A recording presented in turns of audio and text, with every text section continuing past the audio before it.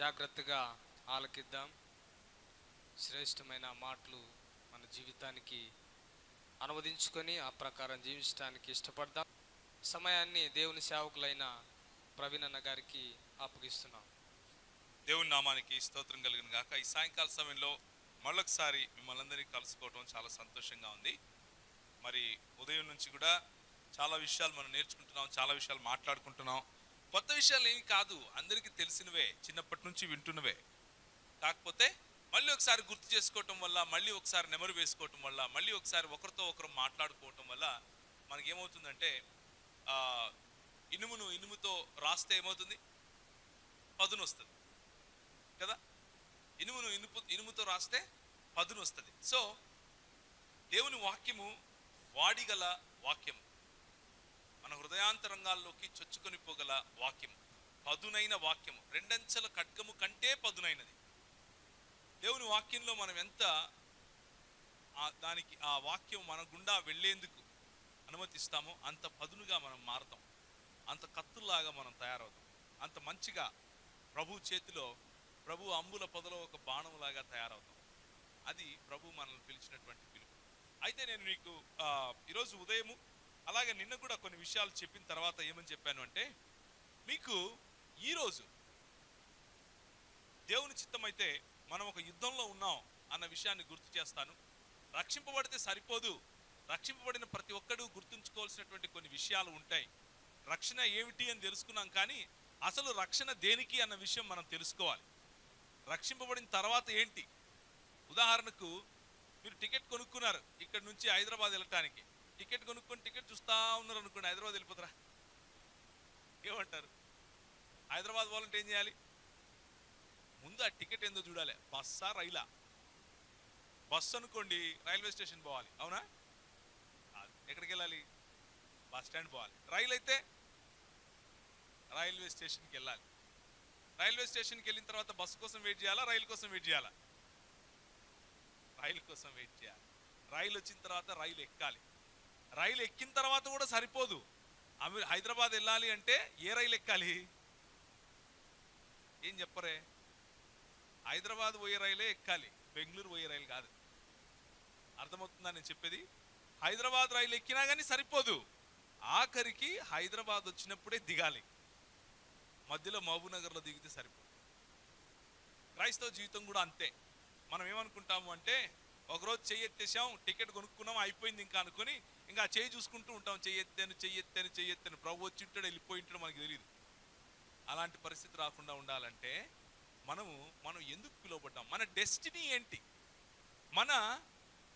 మన మీన్స్, లేకపోతే మనం చేసే ప్రయాణము ఎంత ప్రాముఖ్యమో, ఎందుకు ప్రయాణం చేస్తున్నాం, ఎక్కడికి వెళ్ళటానికి ప్రయాణం చేస్తున్నాం అన్నది తెలుసుకోవటం కూడా అంతే ప్రాముఖ్యం. మనం ఎక్కడికి వెళ్ళటానికి ప్రయాణం చేస్తున్నాం, మన గురి ఏంటి, ఎందుకు పిలువబడ్డాం? నిన్న ఏం చూసాము అంటే, చీకటి నుంచి ఎక్కడికి పిలువబడ్డాం చెప్పండి? ఎలాంటి వెలుగు అది? ఆశ్చర్యకరమైనటువంటి వెలుగులోకి పిలువబడ్డాం. పిలువబడిన తర్వాత ఎలాంటి వారముగా పిలువబడ్డాం? ఏమై జీవించడానికి పిలువబడ్డాం? రాజులైన యాజక సమూహంగా పిలువబడ్డాం, ఏర్పరచుకున్నటువంటి వంశముగా పిలువబడ్డాం. ఈరోజు ఉదయం ఏం చూసాం? ఏమో మాట్లాడినావు సార్, రెండు సార్లు మాట్లాడినావు, కానీ ఏం గుర్తులేదు. నిర్గుణుడు అన్నావు, దుర్గుణుడు అన్నావు, సుగుణుడు అన్నావు, అంత పైన పోయిందంటరా? ఏం అర్థం కాలేదా ఈరోజు ఉదయం? రక్షణ ఓకే, ఏం తెలుసుకున్నాం రక్షణలో? రక్షణ పొందాము, పొందుతూ ఉన్నాము, పొందబోతున్నాం. ఏం పొందాం? నీతిమంతులుగా తీర్చబడ్డాం కాబట్టి రక్షణను సంపూర్ణంగా పొందాం. ఏం పొందుతూ ఉన్నాం? పరిశుద్ధులముగా తీర్చబడుతూ ఉన్నాం కాబట్టి పొందుతూ ఉన్నాం. ఏం పొందుతాం? మహిమలోకి ప్రవేశిస్తాం కాబట్టి ఆ రోజు సంపూర్ణమైన రక్షణ, మనలో రక్షణ కార్యం సంపూర్ణమవుతుంది, సమాప్తవుతుంది కాబట్టి పొందబోతున్నాం. వర్తమాన భూత భవిష్యత్ కాలములు, 3 కాలములను ఒకేసారి ప్రభు మనకు రక్షణ అన్న కార్యంలో మన చేతికిచ్చాడు. అయితే మన సొంతంగా నడిస్తే సరిపోదు. తండ్రి చేయి పట్టుకుంటే, తండ్రి మన చేతిని పట్టుకుంటే, తండ్రి మీద ఆనుకొని, తండ్రి మీద వాలి నడిస్తే మనకు ఈ మార్గం సులువవుతుంది అన్న విషయం చూసాం. అవునా కాదా? మనం పిలువబడినటువంటి పిలుపు గురించి మాట్లాడుకున్నాం.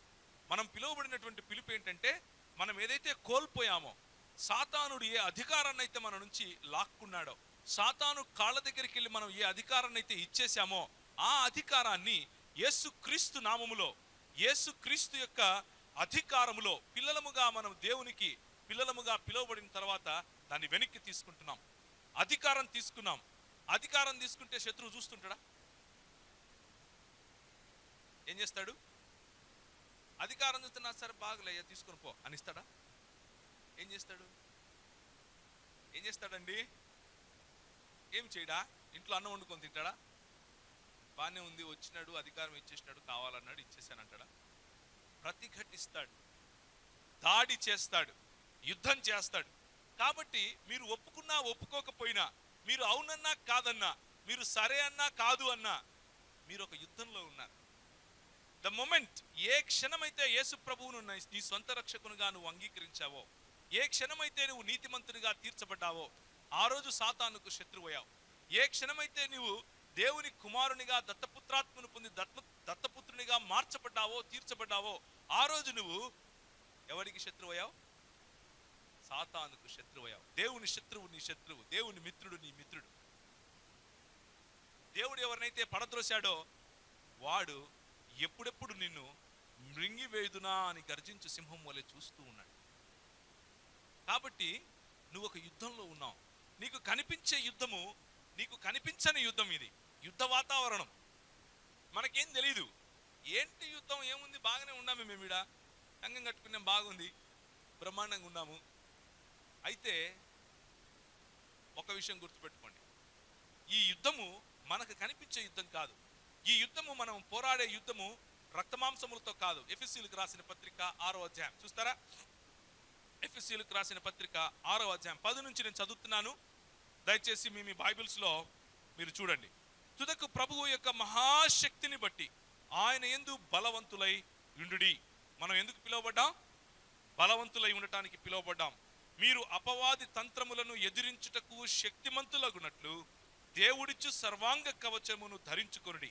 ఎలయనగా మనము పోరాడునది శరీరులతో కాదు గాని ప్రధానులతోను, అధికారులతోను, ప్రస్తుత అంధకార సంబంధులకు లోకనాథులతోను, ఆకాశ మండలమందున్న దురాత్మల సమూహములతోనూ పోరాడుచున్నాము. అందుచేత మీరు ఆపద్దినమందు వారిని ఎదిరించుటకు సమస్తమును నెరవేర్చిన వారై నిలవబడుటకు శక్తిమంతులగునట్లు దేవుడిచ్చు సర్వాంగ కవచమును ధరించుకొనుడి. ఈ సర్వాంగ కవచం ఏమిటి అన్నది దాని క్రింద రాశాడు. సత్యమను దట్టి అది ఇది అవన్నీ సమయం లేదు ఇప్పుడు అంత చూడం. కానీ ఒక విషయం మనకు స్పష్టంగా తెలుస్తూ ఉంది. ఏమిటి అంటే, ఒరే నాయనా, మనం ఒక యుద్ధంలో ఉన్నాం. యుద్ధంలో ఉన్నాం కాబట్టి పండుకొని నిద్రపోండి అంటున్నా దేవుడు? కాదు. ఏమంటున్నాడు? యుద్ధంలో ఉన్నాం కాబట్టి బలవంతుడైనటువంటి లేకపోతే మహాశక్తిని బట్టి, దేవుని యొక్క మహాశక్తిని బట్టి ఆయన యందు మనం ఎలా ఉండాలి? బలవంతులమై ఉండాలి. రక్షింపబడటము అంటే ఏంటంటే బలం కోల్పోవటం కాదు, బలాన్ని సంతరించుకోవటం. రక్షింపబడటం అంటే బలం కలిగి ఉండటం. రక్షించటము అంటే శబాష్ అనిపించుకోవటం. రక్షించటము అంటే ఏంటో నేను చూపిస్తాను ఈరోజు. రక్షింపబడటం అంటే దేనికోసం రక్షింపబడుతున్నాం? రక్షింపబడటం అంటే మనం ఇంట్లో మనం వండుకొని మంచిగా తినేసి పడుకొని నిద్రపోయి పక్కన ఏమవుతుందో తెలియకుండా మనకేంట్లే అని ఉండటం కోసం కాదు. రక్షణ పొందిన ప్రతి వ్యక్తికి తన భుజాలపైన ఒక బాధ్యత ఉంది అన్న విషయాన్ని నేను ఈరోజు మీకు గుర్తు చేస్తాను. రక్షింపబడిన ప్రతి వ్యక్తి చేతిలో పరలోకపు తాళపు చెవులను ప్రభువు ఇచ్చాడు అన్న విషయాన్ని నేను గుర్తు చేస్తున్నాను. నువ్వు కాలు పెట్టిన చోటు నీది, నువ్వు పలికిన మాట నీది, నువ్వు క్లెయిమ్ చేసిన, నువ్వు ఘోషించినటువంటి ప్రతి స్థలం నీది. నువ్వు అడిగితే నీకు జలాలను ఇస్తానన్నాడు, నువ్వు క్లెయిమ్ చేస్తే నీకు నీ దేశాలను ఇస్తానన్నాడు. కానీ నీ ఊరు మాత్రం నీది కాదు. నీ ఇంట్లోనే నీకు మాట తెలియట్లేదు. నువ్వేంటి దేశాలు పట్టుకోవటం ఏంటి అని ఆలోచిస్తున్నావా? పిలుపు అది. నీ పిలుపు ఒట్టి పిలుపు కాదమ్మా. నీ పిలుపు ఒట్టి పిలుపు కాదయ్యా. కూర్చున్నటువంటి యువకులైనా యువతులైనా నేను మీకు ఈ మాటలు గుర్తు చేస్తున్నాను, జాగ్రత్తగా వినండి. ఈరోజు సాయంకాలం గనక నేను చెప్పే మాటలు మీరు వింటే, ఈరోజు సాయంకాలం గనక రక్షణలో ఉన్నటువంటి మాధుర్యం మీకు అర్థమైతే, రక్షణలో ఉన్నటువంటి ఛాలెంజ్, రక్షణలో ఉన్నటువంటి సవాలు మీకు అర్థమైతే మీ జీవితం మారిపోతుంది. రెండోసారి ఏమన్నాడు అంటే, నీవు లోకానికి వెలుగై ఉన్నావు అన్నాడు. మత్తయి సువార్త 5వ అధ్యాయము 13-14 వచనాల్లో ఈ మాటలు ఉంటాయి. మీరు లోకమునకు ఉప్పై ఉన్నారు, మీరు లోకమునకు వెలుగై ఉన్నారు. ఈ రెండు మాటలు ఉంటాయి. ఆ మాటలతో దేవుడు నా జీవితాన్ని మార్చాడు. ఆ మాటల్లో ఏముంది నా జీవితం మారడానికి అంటారా? ఆ ఒక్క మాట నా జీవితాన్ని తలక్రిందులు చేసింది. నేనేంటి, లోకానికి వెలుగేంటి, నేను ఎలా లోకానికి వెలుగవుతాను? ఎప్పుడో బైబిల్లో ఉన్న బైబిల్ ఒకటి బయటికి తీసి దాన్ని ఎతకటం మొదలు పెట్టాను. 5 రోజులైంది, నాకు కనపడటం లేదు. అది ఎవరన్నా అడిగితే ఓరే నీకు ఇది కూడా తెలుదా అంటారేమని భయం, సిగ్గులేదురా అంటారేమని భయం. నేనే ఎతుకుతున్నా మొత్తం. 5 రోజుల్లో నూతన నిబంధన గ్రంథం మొత్తం ఒక 4-5 సార్లు చదివాను. మొత్తానికి పట్టుకున్నా అది ఎక్కడుందో. కానీ ఈ 5 రోజుల్లో నా వ్యసనాలు ఎట్లా పోయాయో నాకు తెలియదు, నా గలీజు మాటలు ఎట్లా పోయినాయో నాకు తెలియదు, నా ఫ్రెండ్స్ ఎక్కడున్నారో నాకు తెలియదు, నా జీవితం మారిపోయిందన్న విషయం కూడా నాకు తెలియదు. నా జీవితాన్ని యేసు ప్రభు పట్టుకున్నాడు అన్న విషయం నాకు ఆ రోజు అర్థమైంది. నువ్వు లోకమునకు వెలుగై ఉన్నావు అని ప్రభు చెప్పినప్పుడు నా జీవితం మారిపోయింది. సో నేను ఎందుకు మీకు ఈ మాట గుర్తు చేస్తున్నాను అంటే, మనము ఎవరము అన్న విషయం తెలుసుకుందే ఈ యుద్ధంలో మనం ఏం చేయాలి అన్నది మనకు తెలియదు. మనం ఎవరము, మన పిలుపేంటి, మనం ఎలాంటి బలము కలిగినటువంటి, ఎలాంటి శక్తివంతుడైనటువంటి దేవుని క్రింద ఉన్నాము అన్న విషయం మనం తెలుసుకుందే మనము అసలు మన పని ఏంటి అన్న విషయం తెలుసుకోలేము. నాలాంటి దరిద్రుణ్ణి మార్చే దేవుడు నీలాంటి వాడిని మార్చడు అని నేను అనుకోను, తప్పకుండా మారుస్తాడు. నాలాంటి దరిద్రుణ్ణి మార్చేవాడు లోకానికి, నిజంగా దేశానికి నేను ఒక చెరగా ఉండాల్సింది, నిజానికి దేశానికి నేను ఎంతో మందిని తప్పుద్రోవ పట్టించాల్సింది. కానీ ఈరోజు నేను పెద్దగా దేశానికి మంచి చేయకపోయినా ద్రోహం మాత్రం చేయట్లేదు, నాశనం మాత్రం చేయట్లేదు. ప్రభు దయ వల్ల చక్కగానే ఉన్నాను, నా తోటి వాళ్ళను చక్కగానే నేను నడిపిస్తున్నాను. నన్ను మార్చిన దేవుడు నిన్ను కూడా తప్పకుండా మారుస్తాడు. అయితే ఈ శక్తిగల దేవుని కింద బలము కోసం మనం పిలువబడ్డాం, బలవంతులై ఉండటానికి పిలువబడ్డాం. మన పిలుపు బలవంతంగా లేకపోతే బలము కలిగి ఉండటానికి వచ్చిన పిలుపు, అంతేగాని ఓడిపోయిన వాళ్ళలాగా, రక్షింపబడిన వాళ్ళు ఓడిపోయిన వాళ్ళలాగా ఉండటానికి కాదు. మనము జయవంతుల కంటే లేదా జయించిన వారి కంటే అధికులము. We are more than conquerors in Christ. Yesu క్రీస్తులో మనము జయించిన వారి కంటే అధికులము. ఆ విషయాన్ని గుర్తుపెట్టుకోండి. అయితే యుద్ధము అనగానే మీకు ఏం గుర్తొస్తుంది? 1-2-3 మాటలు చెప్పండి. ఏం గుర్తొస్తాయి? యుద్ధం అంటే ఏం గుర్తొస్తుంది? చెప్పండి. ఏంటి ఏం గుర్తులేవా మీకు? యుద్ధం అనగానే ఏం గుర్తొస్తాయి? కత్తులు, ఎక్సలెంట్. ఇంకా సైన్యం ఎట్లుంటది? కవచాలు ధరించుకుని ఉంటారు. ఇంకా మీ మైండ్కి వచ్చే మాటలు చెప్పండి, పర్వాలేదు. యుద్ధంలో వెళ్ళేటప్పుడు ఏం చేస్తారు? ఆయుధాలు తీసుకుని ఎట్లా పోతారు? గుర్రాలు. ఎవరు అన్నారు? ఎవరు అన్నారు ఇక్కడ? గుర్రాలలో వెళ్తారు, రైట్? సో ఈరోజు గుర్రాలలో వెళ్ళేటటువంటి, లేకపోతే పైనుంచి ఏ విధంగా రణనీతి, ఏ విధంగా స్ట్రాటజీ వేస్తారు, ఇలాంటి వాటి గురించి చూద్దాం. అయితే మనము బలవంతులమై ఉండటానికి పిలువబడిన దేవుడు మనకు అలాంటి యుద్ధోపకరణాలను ఇచ్చాడు. మనకిచ్చినటువంటి యుద్ధోపకరణాలు ఏంటివి అన్న విషయం మనం చూద్దాం. ఎలాంటి యుద్ధోపకరణాలతో మనము ఫైట్ చేస్తున్నాం అన్న విషయం చూస్తాం. అయితే ఒకటి గుర్తుపెట్టుకోండి, ఎఫెసీయులకు రాసిన పత్రిక 4వ అధ్యాయము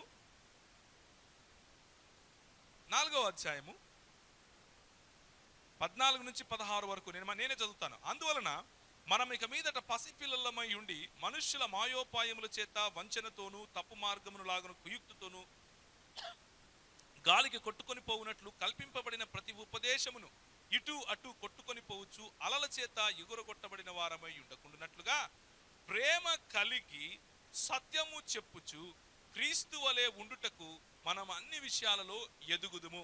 ప్రేమ కలిగి ఉండాలి, సత్యమును చెప్పాలి. ప్రేమ కలిగి సత్యము చెప్పాలి. ఎందుకు అంటే మనము పోరాడుచున్నది ఏలయనగా మనము పోరాడుచున్నది శరీరులతో కాదు. మనము శరీరాలతో పోరాటం లేదు. మనము కత్తులు గుదియలు పట్టుకుని బాంబులు వేసుకుని ఒకరినొకరు చంపుకోవడం కోసం పిలువబడలేదు. మనం పోరాడుచున్నది ఎవరితో అంట? ప్రధానులతోనూ అధికారులతోనూ ప్రస్తుత అంధకార సంబంధులకు లోకనాథులతోనూ ఆకాశ మండలమందున్న దురాత్మల సమూహములతోనూ పోరాడుచున్నాం. కనిపించినటువంటి పోరాటం ఇది. ఆకాశ మండలంలో దురాత్మల సమూహాలు ఉన్నాయి. ఎంతసేపు మీ కుటుంబాన్ని చీల్చాలి అని చూస్తాయి, మిమ్మల్ని సత్యం నుంచి దూరం చేయాలి అని చేస్తాయి, క్రీస్తు ప్రేమ నుండి విడదీయాలి అని ప్రయత్నం చేస్తాయి, క్రీస్తులో ఉన్న సరళత నుండి మిమ్మల్ని దూరం చేయాలి అని ప్రయత్నం చేస్తాయి, తప్పుడు బోధతో మిమ్మల్ని కలవర పెట్టాలి అని ప్రయత్నం చేస్తాయి, సంఘం నుంచి దూరం చేయాలి అని ప్రయత్నం చేస్తాయి, ఐక్యత నుంచి దూరం చేయాలి అని ప్రయత్నం చేస్తాయి, మీలో ఉన్నటువంటి యేసు ప్రభువు మీద ఉన్నటువంటి విశ్వాసాన్ని తీసేయాలి అని ప్రయత్నం చేస్తాయి.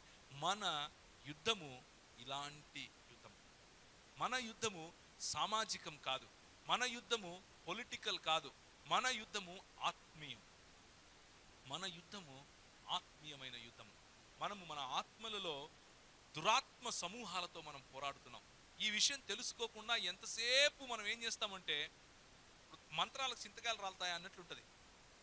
మనము యుద్ధంలో ఉన్నామన్న విషయం తెలుసుకోకుండా ఎంతసేపు దేవుని దగ్గరికి వెళ్ళి నాకు అది కావాలి, నాకు ఇది కావాలి, నాకు ఇది కావాలి, నాకు అది కావాలి అంటుంటాను. యాక్చువల్గా అది కూడా ఒక యుద్ధమే. ఎందుకు అంటే వాడు నువ్వు ఎదగకుండా ఉండటానికి ఏం చేస్తాడు అంటే ఆశీర్వాదాలు చూపెడతాడు. అది అడుగు, అది అడుగు అంటాడు. ఒక సంవత్సరం దాని మీద టైం వేస్ట్ చేస్తావు. నాకు అది కావాలి, అది కావాలి, అది కావాలి. అది వచ్చిన తర్వాత దాంట్లో ఏమీ ఉండదు. మరి ఇంతేనా? మళ్ళీ నెక్స్ట్ ఇంకొకటి చూపిస్తాడు, ఇది అడుగు, ఇది అడుగు. ఇంకో 2 సంవత్సరాలు నాకు ఇది కావాలి, ఇది కావాలి, ఇది కావాలని అడిగి అడిగి అడిగి అడిగి అది టైం వేస్ట్ అవుతుంది. అది చేతికి వచ్చిన తర్వాత ఏమీ ఉండదు. అసలు విషయం నుంచి భ్రష్టు పట్టించడానికి, అసలు విషయం నుంచి మార్గభ్రష్టత్వం పట్టించడానికి సాతానుగాడు పని చేస్తాడు. అంధకార సంబంధమైనటువంటి దురాత్మ సమూహాలు మనకు విరోధంగా పోరాటం చేస్తూ ఉన్నాయి. కాబట్టి ఒకసారి ఇంకొక మాట చూడండి. 2వ కొరింథీయులకు రాసిన పత్రిక, 2వ కొరింథీయులకు రాసిన పత్రిక, కొరింథీయులకు రాసిన 2వ పత్రిక 10వ అధ్యాయము. మేము శరీరధారులమై నడుచుకొనుచున్నను, 3వ వచనం నుంచి వచ్చున్నాను. శరీర ప్రకారము యుద్ధము చేయము. శరీరంతో కాదు మేము యుద్ధం చేసేది. మా యుద్ధోపకరణములు శరీర సంబంధమైనవి కావు గాని దేవుని ఎదుట దుర్గములను పడద్రోయ జాలమునంత బలము కలిగి ఉన్నవి. మేము వితర్కములను, దేవుని గూర్చిన జ్ఞానమును అడ్డగించు ప్రతి ఆటంకమును పడద్రోసి ప్రతి ఆలోచనను క్రీస్తునకు లోబడునట్లు చెరపట్టి మీరు సంపూర్ణ విధేయత కనపరచబడినట్లు సమస్తమైన అవిధేయతకు ప్రతిదండన చేయ సిద్ధపడి ఉన్నాము. పడద్రోయుటకు కాక మిమ్మును కట్టుటకే ప్రభువు మాకు అనుగ్రహించిన అధికారమును గురించి నేను ఒకవేళ కొంచెం అధికముగా అతిశయపడిన యుద్ధమే అంటున్నాడు. మన యుద్ధము శరీరముతో కాదు, క్రీస్తు జ్ఞానమునకు విరోధముగా వచ్చే ఆలోచనలతో మన యుద్ధం. క్రీస్తు జ్ఞానమునకు విరోధముగా వచ్చే ఆలోచనలతో మన యుద్ధం, కుయుక్తులతో మన యుద్ధం. మీరు సువార్త ప్రకటించేటప్పుడు, మీరు సువార్తకు వెళుతున్నారు, సువార్త చెప్తున్నారు అంటే మాటలు మాట్లాడటానికి వెళ్ళలేదు. కుయుక్తి కలిగినటువంటి కేవలం కొన్ని మాటలు చెప్పేసి అవతలను గెలుస్తాము అనటానికి వెళ్ళటం లేదు. మీరు యుద్ధానికి వెళ్తున్నారు. సువార్త ప్రకటిస్తే, సువార్త ప్రకటించడం అంటే అర్థం ఏమిటంటే ఏముంది ఇక్కడ? అపవాది దుర్గములను పడద్రోయటం. దుర్గములు, దేవుని ఎదుట దుర్గములను పడద్రోయటం. అపవాది కోట ఒకటి ఉంటుంది, ఆ కోటలోకి దూసుకొని వెళ్ళిపోయి వాడి కోటను అట్లా పడద్రోసి బయటికి రావటం, అది సువార్త చెప్పటం అంటే. సువార్త చెప్పేటప్పుడు మీకు కష్టం ఉంటుంది, అవతల వాడికి కష్టం ఉంటుంది. ఎందుకంటే అది ఒక ఆత్మీయ యుద్ధం. యేసు క్రీస్తు వైపుకు ఆత్మను ఆకర్షించటం ఆత్మీయ యుద్ధం. మనం పిలువబడింది ఈ ఆత్మీయ యుద్ధంలో. రక్షింపబడింది ఇంట్లో కూర్చొని చక్కభజన చేసుకోవటానికి కాదు. రక్షింపబడింది వారానికి ఒకసారి వచ్చి రొట్టె రసం తినిపోయి నేను పరలోకంలో ఉండా అనుకోవటం కోసం కాదు. రక్షింపబడింది దేవుని కోసం పని చేయటానికి. రక్షింపబడింది నేను దేవుని యొక్క ఏర్పరచుకున్న వంశము అని చెప్పుకొని తిరగటానికి కాదు, ఆ వంశంలాగా బతకటానికి. రాజులైనటువంటి యాజక సమూహము అని పిలిస్తే రాజుల్లాగా పని చేయటానికి, రాజుల్లాగా బతకటానికి. రాజుల్లాగా బతకటం అంటే నిన్ను పిలిచిన దేవునికి, నిన్ను పిలిచిన దేవుడు దేనికోసమైతే ప్రాణం పెట్టాడో దానికి నీవు నిలబడటం కోసం, నీ మనసులో ఒక నిర్ణయం చేసుకోవడం కోసం. దేనికి? నేను ఈ యుద్ధంలో I will participate in this. నేను ఈ యుద్ధంలో నేను కూడా పాలు పంపులు పంచుకుంటాను. అపవాది తంత్రములను ఎరిగిన వాడిని నేను. అపవాది గోడలను కూలద్రోయటానికి ప్రభు నన్ను పిలిచాడు. నేను వాడి దుర్గములను పడద్రోయటానికి దేవుడు నన్ను పిలిచాడు. కాబట్టి నా యుద్ధోపకరణములు శరీర సంబంధమైనవి కాదు, నా యుద్ధోపకరణములు ఆత్మ సంబంధమైనవి. ప్రార్థన అనే యుద్ధోపకరణం నా దగ్గర ఉంది, వాక్య పరిచర్య అనే యుద్ధోపకరణం నా దగ్గర ఉంది, ప్రవచన వరము అనే యుద్ధోపకరణం నా దగ్గర ఉంది, రోగములను స్వస్థపరిచే యుద్ధోపకరణం నా దగ్గర ఉంది. మరణకరమైనది ఏది త్రాగినా నాకు హాని చేయనటువంటి యుద్ధోపకరణం నా దగ్గర ఉంది. ఓ, ఎన్ని యుద్ధోపకరణాలు తెలుసా? ఒక్కసారి నువ్వు యుద్ధంలో ఉన్నావు అని తెలిస్తే నీకు తెలుస్తుంది మిగిలిన ఎన్నెన్ని ఉన్నాయో నీ చేతిలో. ఒకసారి యోబు గ్రంథము 39వ అధ్యాయం. యోబు గ్రంథము 39వ అధ్యాయం 18 నుంచి నేను చదువుతున్నాను.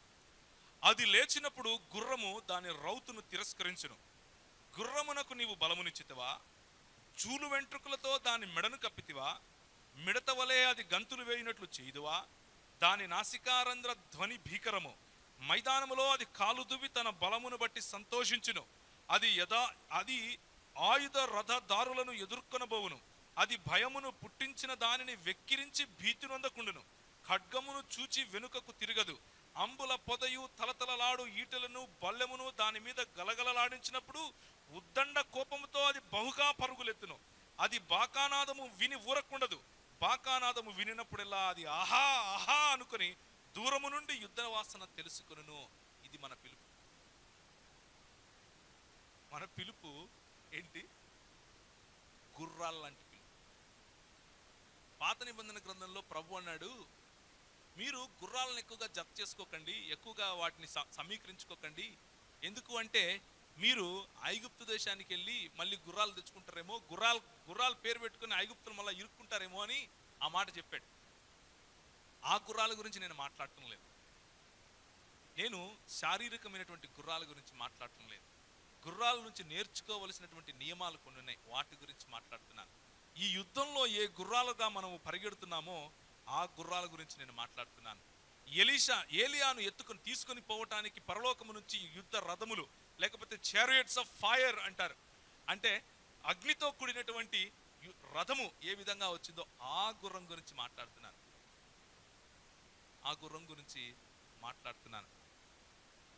ఆ గుర్రముల వంటి వాళ్ళం మనం. మన పిలుపు ఈ యుద్ధంలో పాల్పొందే పిలుపు. మన పిలుపు ఇంట్లో కూర్చొని చక్కభజన చేసుకునే పిలుపు కాదు. మనము దేవుని కొరకు రౌతులముగా, గుర్రములుగా పిలువబడ్డాం. We are sharp. శత్రువును చూస్తే ఆహా అని పరిగెట్టే పిలుపు మనది. కొంచెము జలుబు చేస్తే వా నాయన చచ్చిపోయిన ఓ స్వామి నన్ను కాపాడు స్వామి, కాపాడు స్వామి అని ప్రార్థన చేసుకునే పిలుపు కాదు మనది. కొంచెం ఒక్కరవ బాధ అయితే ఏమో ఏం చేసిందైనా, ఏం పాపం చేసింది దేవా అని వాలిపోయే పిలుపు కాదు మనది. కొంచెం అంత మన పిలుపు ఏంటి అంటే, మళ్ళీ చదువుతాను చూడండి, మిడత వలె గంతులు వేసే పిలుపు.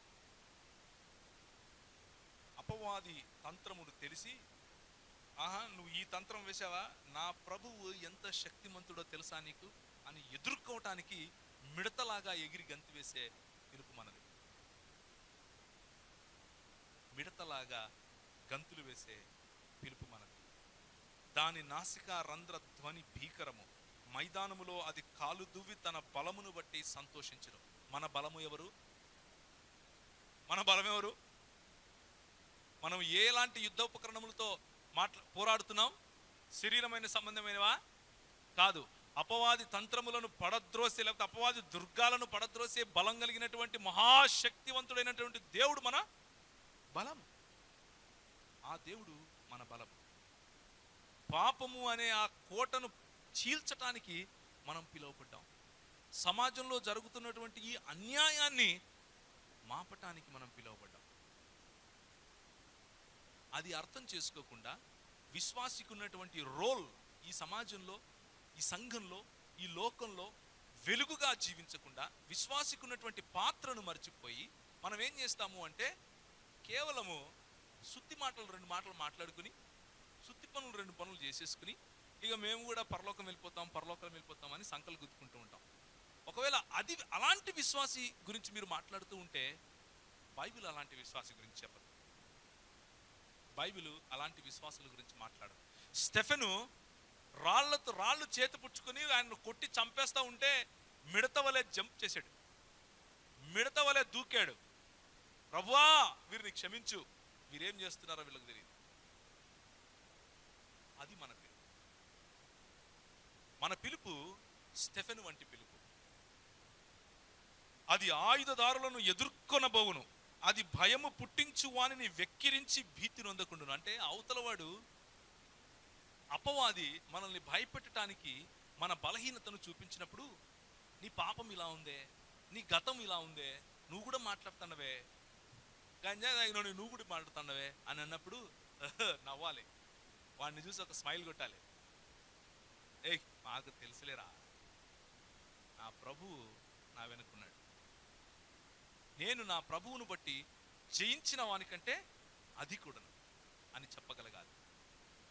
యుద్ధ వాతావరణము అన్నది తెలిసినప్పుడు ఆ యుద్ధ వాతావరణంలో ఎగిరి గంతేసి ఆ అపవాది దగ్గరికి పరిగెట్టగలగాలి. శత్రువును చూసి మనము ఇక్కడ నుంచి